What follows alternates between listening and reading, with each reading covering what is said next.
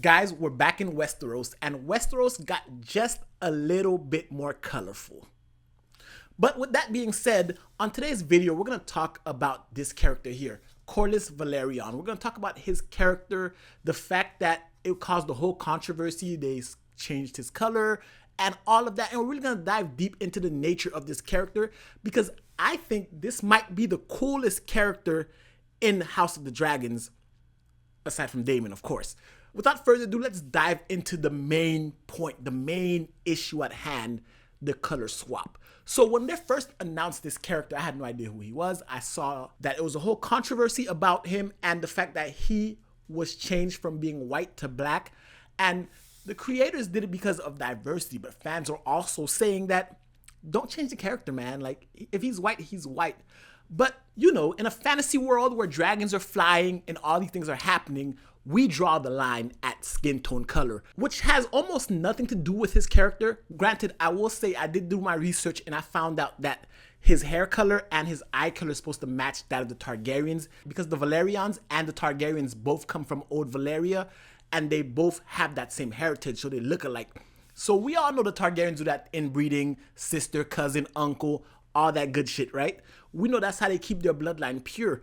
But on top of that, when there isn't a suitable sister or aunt to marry, the Targaryens often find themselves marrying the Velaryons, and that's how they keep the aesthetics of the white hair. And in the books, they have purple eyes, but that would look ridiculous in real life.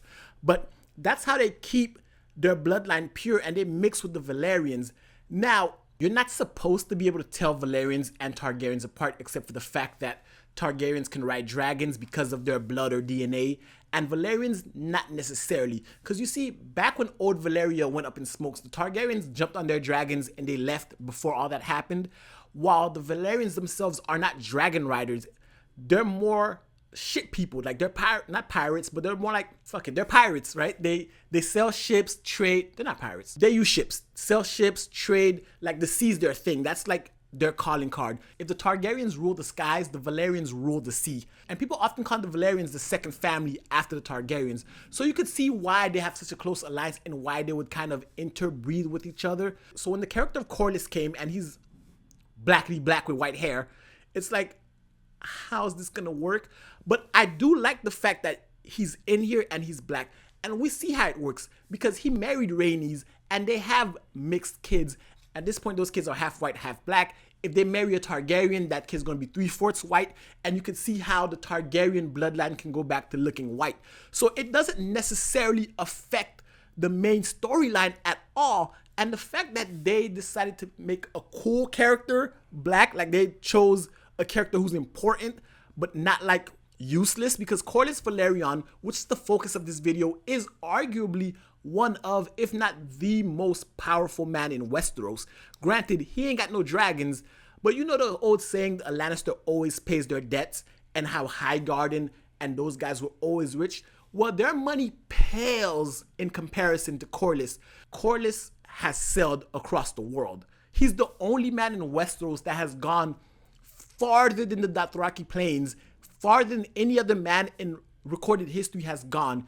This man has pretty much traveled the world, not north because ice and you can't really sell, but he's traveled most of the world, and in doing so, he's been able to trade and build up his family's fortune. We see in the first episode when he's introduced and they're talking to the small council, he's bringing up the fact that there are people taking over the Stepstones. The Stepstones are these islands that kind of sit between Westeros and Essos, and they used to be one landmass, and that's how humans came to Westeros, by walking across it, but now they're like scattered islands. And with these people from Essos, the Triarchy as they're called, taking over the Stepstones, they kind of pose a big threat to not only Corlys, but all of Westeros, because now you can't really sail across the world without paying them a tax or whatever the case may be. So that's where his storyline comes in. He's rich beyond belief. His wife should have been queen. By all intents and purposes, like I said earlier, he is or supposed to be the most powerful man in Westeros. He would have been the king of Westeros, with his wife a dragon rider, and his kids can ride dragons because they have the Targaryen blood, and him being a master of ship, he would have probably had the most powerful Targaryen family ever, like bar none. So it's good to see that that doesn't change with the dynamic of the character, even though he's black. Like, they don't treat him like a pariah. Like, he's still accepted in this. And we know Game of Thrones, the first Game of Thrones, really didn't like have people of other nations really fucking around like that. Like, they weren't really on screen or played prominent roles unless they were like former slaves, Missandei and Grey Worm. But outside of that, there was no prominent figure like Corlys. And with Corlys's role in the show, you can already see that he has an ambition for power. Like, he was supposed to be the next king. His wife got skipped over for their cousin Jaehaerys because also, I forgot to mention, Velaryon's been mixing with Targaryens forever. So Corlys, while being black and being a Velaryon, is a Targaryen. I believe his grandmother was Targaryen. So that also makes him Targaryen. So even though he's black and he's married to Rhaenys, it's kind of still incestuous. So it keeps with the trend of what's going on in Westeros. This guy is like, he's part of the inbreeding. Like, don't get it wrong. Just because he's black and looks powerful, he doesn't like look like them aside from the hair. It's still in there because both families come from the same line. So like I said, his grandmother or one of them were Targaryen. So it kind of works in his favor that he's in this position. And granted, this is also an adaptation of the book, so it's not going to follow the Dance of Dragons storyline like tit for tat like the book. They have more creative freedom. So we can already see that in play because in the first episode, when everyone in the small council is drinking, Corlys is the only one who puts his hand over his drink and denies Rhaenys and Rhaenys. It's gonna take a while to get these names right, Rhaenys, Rhaenyra, but he stops Rhaenyra from actually putting alcohol in his drink. So you can see, like, while everyone's bumbling around and fighting for power, he's a man who keeps his wits, and he's the one who actually backed Daemon as being the heir, because Corlys has a vested interest in keeping the status quo the way it is because of his status, because of who he is. If he accepted like them fucking with the status quo and the succession, that would make him and his wife even more of a mockery because they're already calling her the queen who never was, and by extension he is the king who never was. So if you have him and his wife passed over and now they're skipping over Daemon as if they're fucking with the line of succession, it's as though, I don't want to go there, but I'm gonna go there. The woman and the black man can't sit on the Iron Throne, right? They can't be rulers, and they're going to Daemon. So you can see where his allegiance would lie with Daemon out of, nah, this establishment has tried me enough. What y'all not gonna do is try me in my face for a second time, because he was there, him and his wife were there thinking they're about to become king and queen when they were skipped over for Viserys.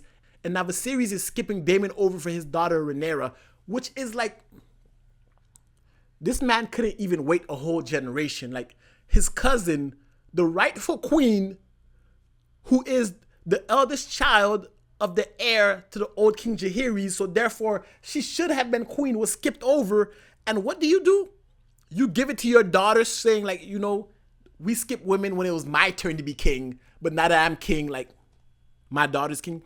So I'm interested to see where his storyline goes forward. And I love the fact, again, like I said, his character, the way he composes himself, and the fact that they made him black, but it doesn't take away from the narrative, because that's always been my thing with race swapping and all of that. Like, Black Panther will always be black because obviously the Wakanda is part of his storyline, and you have other characters who have to be white. Bruce Wayne has to be white. Tony Stark have to be white, because their whiteness and their privilege also plays a major fact in their characters.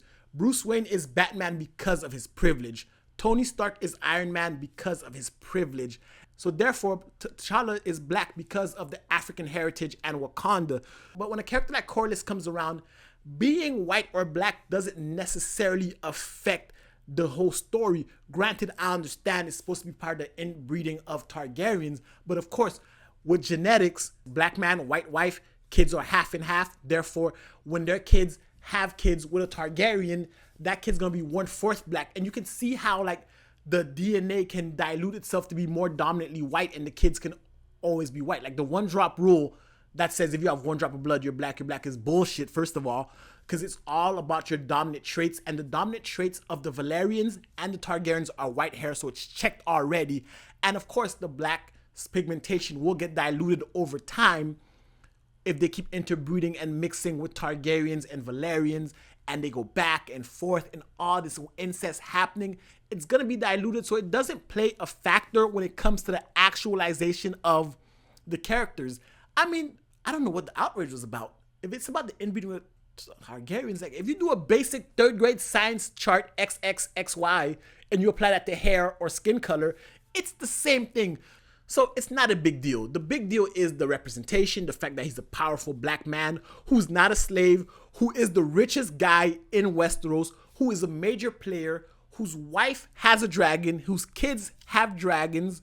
He has the king's ear on the Small Council. He's also a supporter of Daemon, so that works. And you can almost see the clash between him and the High Tower, the Hand of the King, and that's going to play dividends later. So the Targaryens have a supporter, even though the Targaryen dynasty tried him, and of course, he wants the Iron Throne for his wife or his kids. Like, Corlys is all about legacy, and that part of the character hasn't changed, whether it's in the book or the show, whether he's white, black, Asian, it doesn't matter.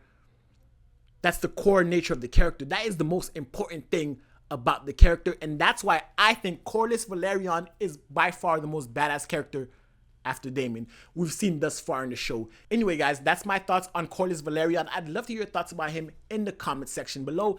And if you liked the video, give it a thumbs up, hit the subscribe button, and until next time, binge on.